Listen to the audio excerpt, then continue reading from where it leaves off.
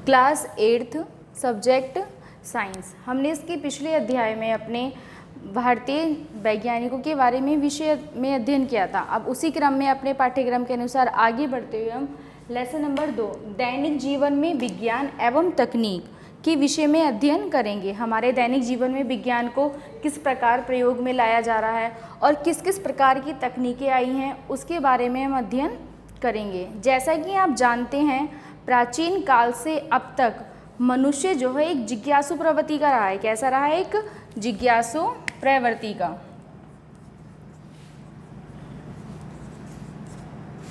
उसके अंदर क्या होता है कि जो उसके आसपास है, जो भी घटना होती है वो उसके बारे में जानने की कोशिश करता है, कि वो चाहता है ये भी जो घटना घटित हुई है इसके बारे में मुझे पता चले। इसीलिए वह अपने आसपास चारों तरफ से क्या करता है, उस चीज़ की जानकारी इकट्ठा करने के लिए लग जाता है। और जब उसकी जानकारी उसे हो जाती है तो वो सोचता है इससे भी और अधिक जानकारी मिले। इसी प्रकार हमारे अब तक क्या होता था, पुराने टाइम में हमें बहुत सिर्फ खाली बुक्स के माध्यम से हम अपनी जानकारी को प्राप्त कर पाते थे, लेकिन अब हमारे विज्ञान ने इस प्रकार तरक्की कर ली है कि हम अपने मोबाइल फ़ोन के माध्यम से, इंटरनेट के माध्यम से, स्मार्टफोन के माध्यम से, कंप्यूटर के माध्यम से उस जानकारी को प्राप्त कर सकते हैं। इसी प्रकार विज्ञान ने अनेक प्रकार के क्षेत्रों में काफ़ी तरक्की करी। दूरसंचार के क्षेत्र में, चिकित्सा के क्षेत्र में, अंतरिक्ष अनुसंधान के क्षेत्र में, विज्ञान खगोल के क्षेत्र में, इसी प्रकार अन्य चीज़ों में विज्ञान ने बहुत सारी तरक्की करी। तो यहाँ सबसे पहले हम पढ़ते हैं संचार के क्षेत्र में। संचार के क्षेत्र में विज्ञान ने किस प्रकार संचार के क्षेत्र में अपनी तरक्की को किया और किन किन तकनीकों को अपनाया उसके बारे में। पहले क्या होता था, जब हम पहले पढ़ते थे तो हमें बुक्स के माध्यम से और जो हमारे अध्यापक हमें पढ़ाते थे उसके माध्यम से हम पढ़ते थे। लेकिन जैसे जैसे विज्ञान ने तरक्की की तो संचार के नए नए आयाम आए। नए नए आयाम में क्या हुआ, मोबाइल फ़ोन आया, मोबाइल फ़ोन के साथ कंप्यूटर आया। तो इस संचार के माध्यम से नई नई तकनीकों का आविष्कार होता चला गया। उन्हीं आविष्कारों के माध्यम से हमें अनेक चीज़ का सहारा मिलता चला गया। जैसे पहले क्या होता था, खाली जो इंटरनेट था वो एक हमें लिमिट मात्रा में मिलता था, लेकिन अब वायरलेस टेक्नोलॉजी किसने दी थी, उसके माध्यम से हमें आगे की तरक्की को होता चला गया। उसमें 3G 4G इस प्रकार के नेट्स को आना प्रारंभ कर दिए। तो दूर संचार के क्षेत्र में भी अत्यधिक तरक्की होती चली गई। इसी क्रम में आगे बढ़ते हुए अगला आता है हमारा अंतरिक्ष के क्षेत्र में।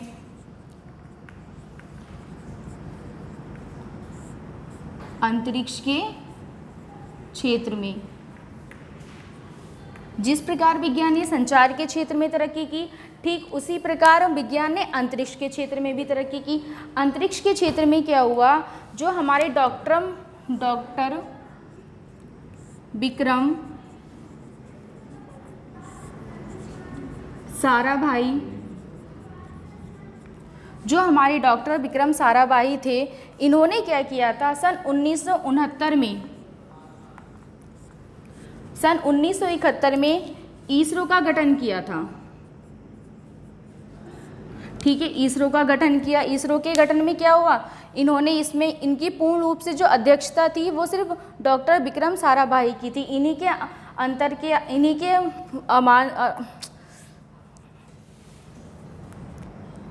इन्हीं के प्रतिनिधित्व में इसके कार्यक्रम को पूर्ण किया गया। अब धीरे धीरे इसरो ने क्या किया, चंद्रयान 1 को लाए। चंद्रयान 1 आया हमारा 2008 में। इसमें क्या किया, चंद्रयान में इसमें चंद्रमा की पूर्ण परिक्रमा की गई। जब चंद्रमा की पूर्ण परिक्रमा करी गई तो ठीक इसके बाद क्या हुआ, 24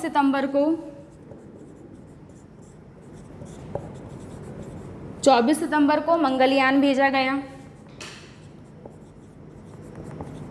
और जब मंगलयान भेजा गया तो मंगल ग्रह की परिक्रमा की गई। इसी प्रकार अंतरिक्ष के क्षेत्र में भी हमारे वैज्ञानिकों ने अनेक प्रकार से अपना योगदान दिया। जैसे हमारी कल्पना चावला थी, कल्पना चावला ने भी अंतरिक्ष विज्ञान में अपना पूर्ण योगदान दिया और इसी के माध्यम से जो भी प्राकृतिक घटनाएं होती थी हमारी, उनका हमें पता चल जाने लगा। ठीक है, अगला आता है हमारा चिकित्सा के क्षेत्र में।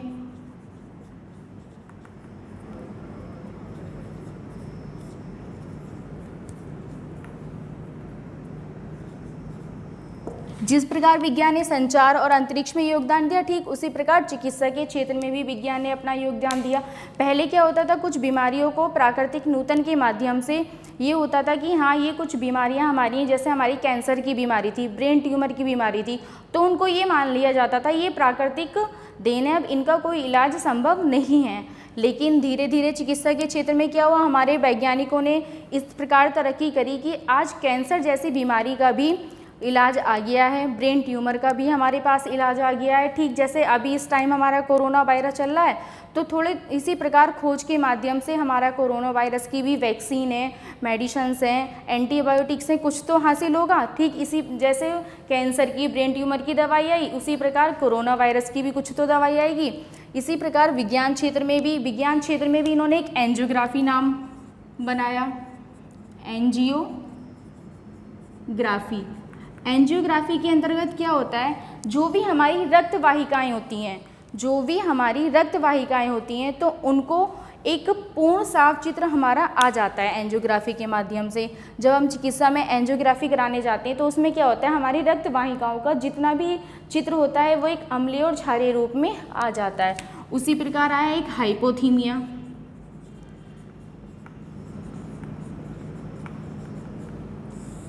हाइपोथीमिया के अंतर्गत क्या होता है, जो हमारे कैंसर हैं, ब्रेन ट्यूमर है, इन सब की जांच को पूर्ण रूप से करके उसका इलाज कराया जाता है। तो इसी प्रकार चिकित्सा ने एंजियोग्राफी है, हाइपोथीमिया है, प्रोस्टोथीफिया है। प्रोस्टोथीफिया के अंतर्गत क्या होता है, जो भी हमारे अपंग के लक्षण होते हैं उनको पता चल जाता है, और लक्षण के बाद क्या होता है, उनका जो भी जैसे हियरिंग बैंड का इस्तेमाल हुआ, हियरिंग बैंड के साथ साथ जो भी हमारे दिव्यांग लोग होते हैं उनको चलने फिरने वो असक्षम होते हैं, तो उनको सक्षम बनाने के लिए अनेक प्रकार के उपकरणों को बनाया। ठीक है, इसी प्रकार अगला आता है हमारा शिक्षा के क्षेत्र में।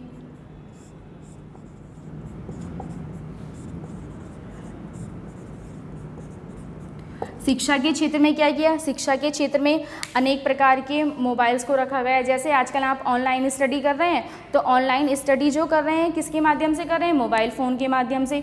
तो वो मोबाइल किसने बनाया, विज्ञान ने।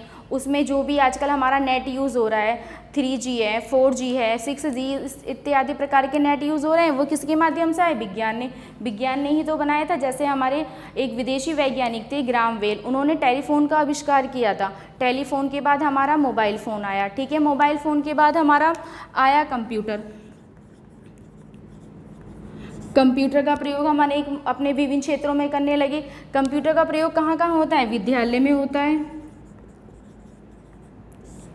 बैंकों में, यातायात में,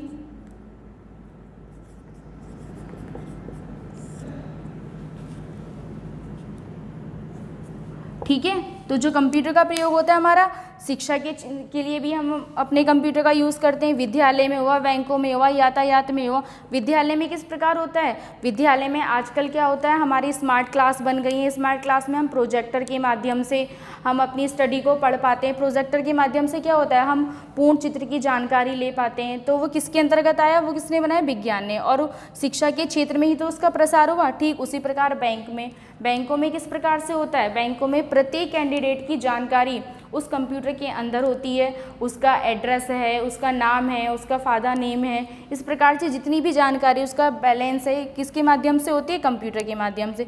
ठीक उसी प्रकार यातायात के क्षेत्र में, यातायात में हमें अगर अपने घर से बैठे हम अपने ट्रेन का रिजर्वेशन कर सकते हैं, हवाई जहाज का रिजर्वेशन कर सकते हैं, इत्यादि प्रकार की सुविधाओं को ले सकते हैं। तो शिक्षा के क्षेत्र में भी इसने अनेक प्रकार की तकनीक अपनाई। अगला आता है हमारा उद्योग के क्षेत्र में।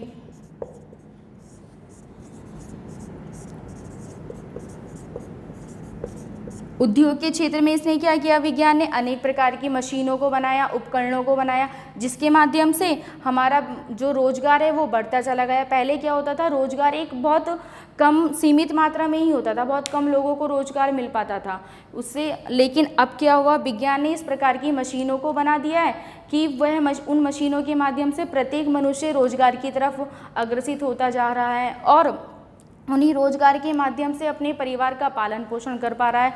तो उद्योग में भी विज्ञान ने एल्युमिनियम जैसे चीज़ों को बनाया, एल्युमिनियम के साथ जो भी हमारे बर्तन बनते उससे बनाने वाली मशीन को बनाया, पेपर मशीन को बनाया, और भी इतने सारी बहुत सारी चीज़ें थीं जो विज्ञान ने इस औद्योगिक के अंतर्गत दी। अगला आता है हमारा गैसीय ईंधन के क्षेत्र में।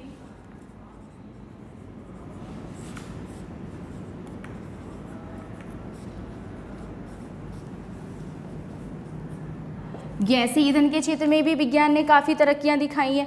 पहले क्या होता था, पहले के टाइम पे जो हमारी माताएं थी वो एक चूल्हे पर बैठ के खाना बनाती थी। वो चूल्हा किसका बना होता था, मिट्टी का। मिट्टी के साथ साथ उसमें ईंधन के लिए हम लकड़ी का प्रयोग करते थे, उपलों का प्रयोग करते थे। लेकिन विज्ञान ने इस कदर तरक्की कर ली है कि वह धीरे धीरे हर चीज़ में परिवर्तित होता चला गया।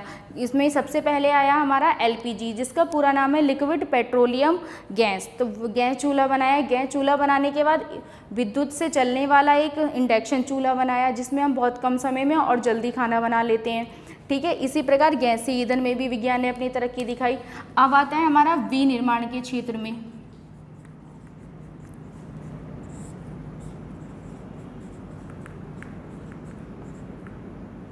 विनिर्माण के क्षेत्र में क्या किया, जो भी हमारा कच्चा माल होता था उसकी उत्पाद को बढ़ाने के लिए उसे अनेक प्रकार से परिवर्तित किया गया। जैसे परिवर्तित किया गया तो वो जो परिवर्तन हुआ उसी को हम विनिर्माण या वस्तु का निर्माण कहते हैं। जैसे हमारे हाथ के पंखे होते थे, हाथ के पंखों को नए तरीके से बनाना शुरू कर दिया। छाछ होता था, छाछ को नए तरीके से बनाना शुरू कर दिया। तो विनिर्माण के क्षेत्र में भी विज्ञान ने अपना अत्यधिक योगदान दिया है। इसी प्रकार आता है ई-गवर्नेंस।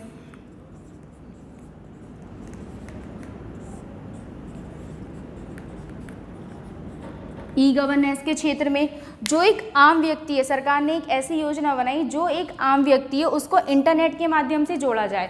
तो जब उस आम व्यक्ति को इंटरनेट के माध्यम से जोड़ा गया तो ये वही हमारा क्या कहलाया, ई-गवर्नेंस या ई-शासन। ई-गवर्नेंस या ई-शासन, इसके अंतर्गत क्या किया, इसके अंतर्गत जो भी सरकार के द्वारा योजनाएं हमें थी वो एक आम नागरिक तक पहुंचने लगी। जैसे अभी हमारा जनधन खाता चल रहा है, उसकी जितनी भी योजनाएं थी वो किसके माध्यम से पहुंची, सरकार के द्वारा इंटरनेट के माध्यम से। तो सरकार ने एक ऐसी ट्रिक अपनाई जिससे आम नागरिक को भी प्रत्येक चीज़ की जानकारी प्राप्त हो सके। अगला आता है हमारा परिवहन के क्षेत्र में।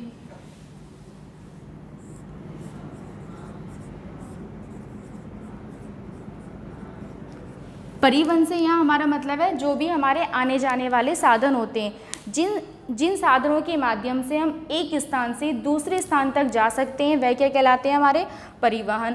पहले क्या होता था, मनुष्य काफ़ी लंबे समय में अपनी दूरी को तय कर पाता था। अगर उसे एक स्थान से दूसरे स्थान तक जाना पड़ता था तो उसे बहुत टाइम लग जाता था। कभी कभी ऐसा होता था कि वह पदयात्रा के माध्यम से भी अपनी दूरी को तय करता था।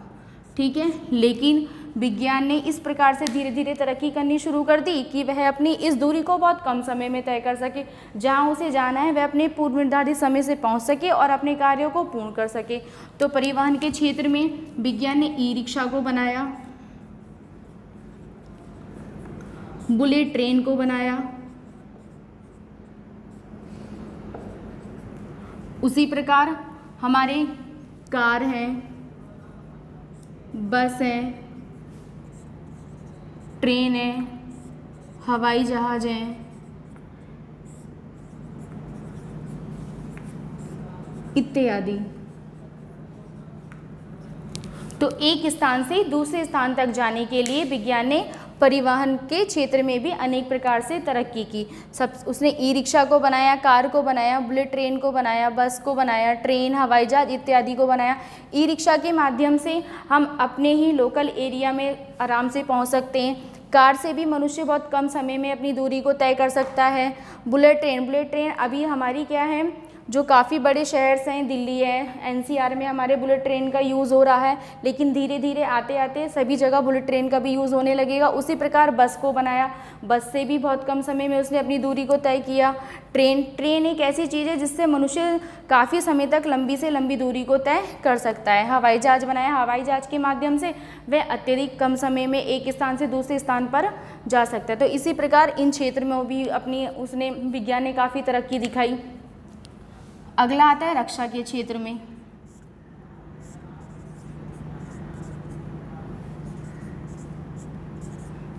रक्षा के क्षेत्र में भी विज्ञान ने काफ़ी तरक्की दिखाई। इसमें डीआरडीओ का गठन किया गया। डीआरडीओ के गठन के माध्यम से इसकी पूरी फुल फॉर्म देख लीजिए, डिफेंस रिसर्च डेवलपमेंट ऑर्गेनाइजेशन। क्या है? डिफेंस रिसर्च डेवलपमेंट ऑर्गेनाइजेशन, ये इसका पूरा नाम है। रक्षा के क्षेत्र में डीआरडीओ का गठन किया गया।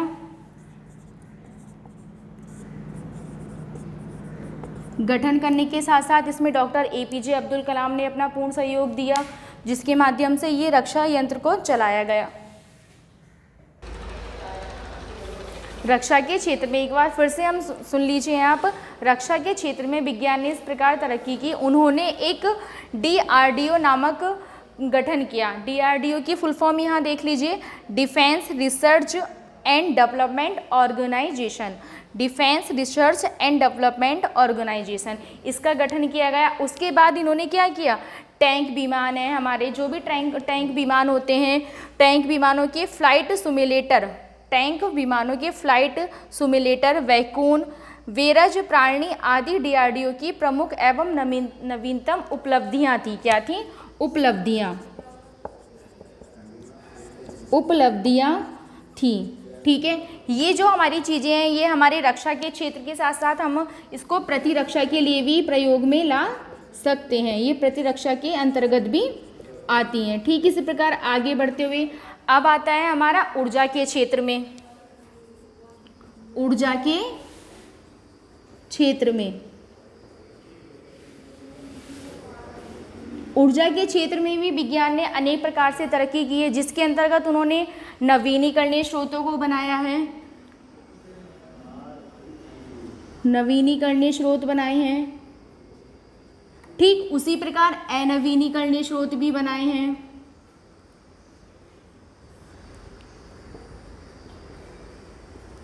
इन स्रोतों के माध्यम से भी हमारे विज्ञान ने अनेक प्रकार से तरक्की कर ली है। अब आता है हमारा नवीनीकरणीय स्रोत होता क्या है। नवीनीकरणीय स्रोत क्या होता है? तो नवीनीकरणीय स्रोत जो है ऊर्जा का वह माध्यम है जिसका हम एक बार प्रयोग कर सकते हैं और एक बार प्रयोग करने के बाद पुनः उसको उपयोग में लाया जा सकता है। मान लो हमारी कोई वस्तु है, हमने इस वस्तु का एक बार प्रयोग कर लिया, उसके बाद हमें पुनः इसी वस्तु के प्रयोग को हम कर सकते हैं। ठीक है, मतलब ऊर्जा का वह स्रोत जिसको हम एक बार प्रयोग करके पुनः उसका प्रयोग किया जा सकता है, वह कहलाता है हमारा नवीनीकरणीय स्रोत। एग्जाम्पल में इसकी आ जाता है हमारा सूर्य और पवन। सूर्य का जो हम यूज़ कर रहे हैं प्रतिदिन होता है हमारा, हमने आज इसका यूज़ कर लिया, सूर्य की जो हमें प्रकाश की किरणें मिली आज हमने उसका प्रयोग कर लिया, फिर हम उसका दोबारा भी प्रयोग कर सकते हैं। अगले दिन हमारा दिन निकलेगा तो हम उसकी किरणों का फिर से प्रयोग करेंगे। तो नवीनीकरणीय स्रोत हमारा क्या है कि ऊर्जा का वह माध्यम जिसका हम एक बार प्रयोग करके पुनः प्रयोग में लाया जा सकता है, वह कहलाता है हमारा नवीनीकरणीय स्रोत। उसी प्रकार आगे आता है अनवीनीकरणीय स्रोत। अनवीनीकरणीय स्रोत क्या होता है? ये ऊर्जा का वह माध्यम है जिसको हम एक बार प्रयोग करने के बाद पुनः प्रयोग में नहीं ला सकते। ये वह है जो हम एक बार प्रयोग कर लें और उसको हम पुनः प्रयोग में नहीं ला सकते। जैसे हमारा पेट्रोल है, एग्जाम्पल के लिए हमने इसमें लिया पेट्रोल। पेट्रोल क्या होता है? जब हम पेट्रोल जो हमने मानो आज हमने पेट्रोल खरीदा, पेट्रोल खरीदने के बाद जितना हमने पेट्रोल खरीदा हम उसका यूज़ आज ही तो कर लेंगे या उसी पेट्रोल को हम एक दो दिन और लगातार यूज़ कर लेंगे, लेकिन हम पुनः उसी पेट्रोल को तो यूज़ नहीं कर सकते। तो वह किसके अंतर्गत आता है? अनवीनीकरणीय स्रोत के अंतर्गत।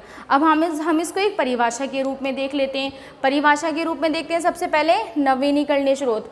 तो ऊर्जा का वह स्रोत जो चीज़ हम एक बार प्रयोग कर सकते हैं और पुनः उसी का प्रयोग कर सकते हैं या पुनः उसी को उपयोग में ला सकते हैं, तो वह कहलाता है हमारा नवीनीकरणीय स्रोत। एग्जाम्पल है हमारा सूर्य और पवन।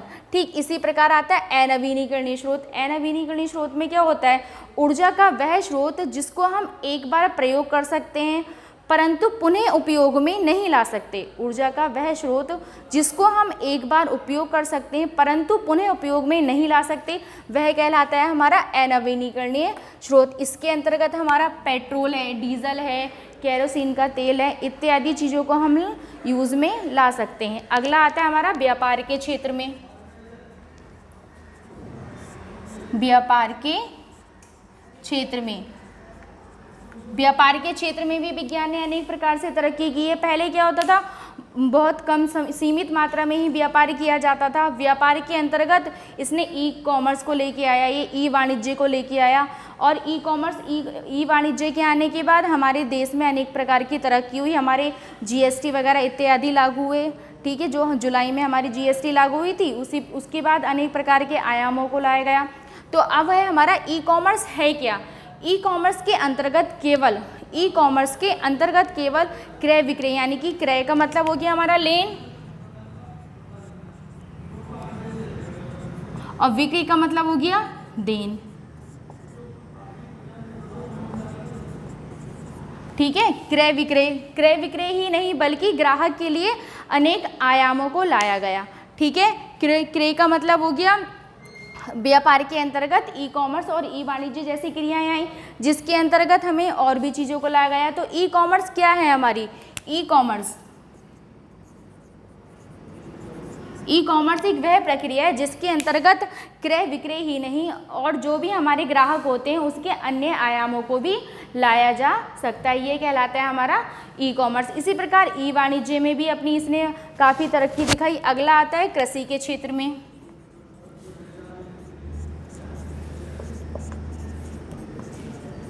कृषि के क्षेत्र में, कृषि के क्षेत्र में क्या होता है,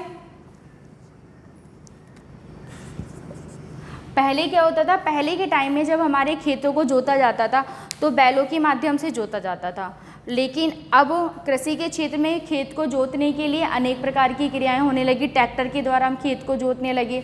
ठीक है, उसी प्रकार हमारी जो मृदा यानी कि मिट्टी, इसकी उपज को बढ़ाने के लिए, मतलब इसकी जो उपज है उसको बढ़ाने के लिए अनेक प्रकार के रासायनिक उर्वरकों का यूज़ करने लगे, खाद्य पदार्थों का यूज करने लगे। ठीक है, तो उसके प्रयोग से क्या हुआ, हमारी उपज बढ़ती गई, हमारी मृदा की जो उपज शक्ति थी वो बढ़ती चली गई। अनेक प्रकार के उर्वरक आ गए, उर्वरक हैं, खाद्य है हमारा। तो क्या हुआ, कृषि के क्षेत्र में भी अनेक प्रकार से विज्ञान ने अपनी तकनीकों को रखा। तो विज्ञान ने इस प्रकार तरक्की कर ली है कि हमारे जो जीवन शैली है वो इतनी आसान हो गई है कि हम जिसकी कल्पना भी नहीं कर सकते। जैसे अभी हम एक बार क्रमबद्ध रूप से मैं आपको बता देती हूँ। सबसे पहले क्या आया था हमारा, संचार के क्षेत्र में तरक्की करी, उसके बाद तरक्की करी हमारी अंतरिक्ष के क्षेत्र में। ठीक है, नंबर 3 पे आया हमारा रक्षा प्रतिरक्षा।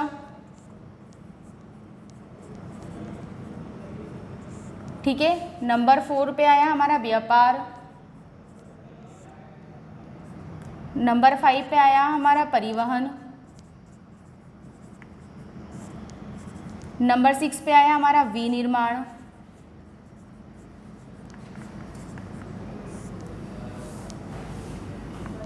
नंबर 7 पे आया हमारा कृषि के क्षेत्र में। 8 पे आया हमारा उद्योग के क्षेत्र में।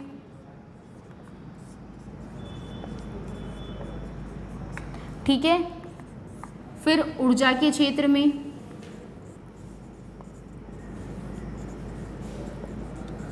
ऊर्जा के क्षेत्र के बाद आया हमारा ई गवर्नेंस।